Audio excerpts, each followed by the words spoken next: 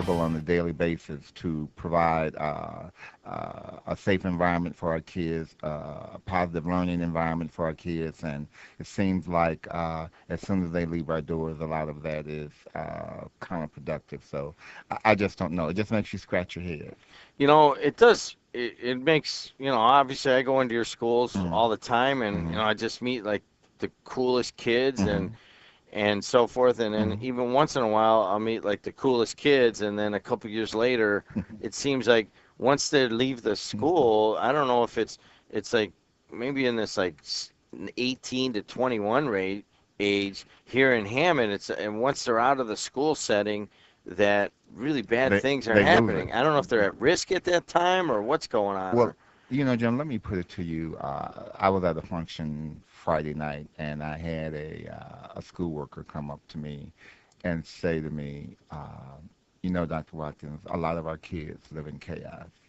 And we talked about it for a few minutes, but I don't think she could have described it any better. A lot of our kids do come to school from chaotic environments, and for the majority of them, the environment that we provide is probably the safest and the sanest and the most secure that they experience on a day-to-day basis. that's a great line. I I thought mean, I won't forget it. powerful line. I I won't shouldn't say forget it. great. Well, it is a great line, and Hmm. it's kind of a sad It is. statement. It is. A lot of our kids live in Yes. chaos, and Hmm. I mean, I was looking at the statistics. Maybe in the past week, somebody handed me some stats Hmm. about how many kids are living in poverty in Hmm. Hammond, Hmm. how many kids are on the free and reduced lunch, Hmm. and I think it's over 90% now, Hmm. Hmm. and uh, and how many single parent households Hmm.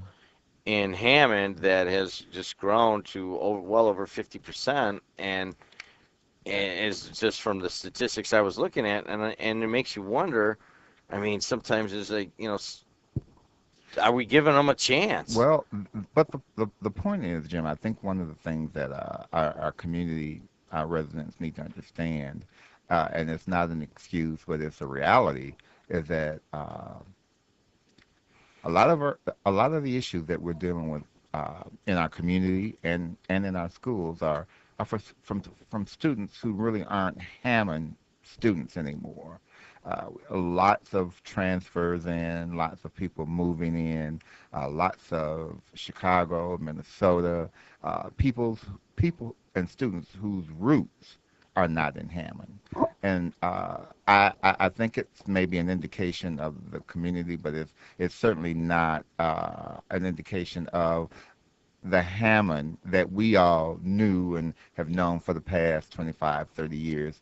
I just, and so I want people to understand it's not our Hammond residents that are typically creating these kinds of issues for us.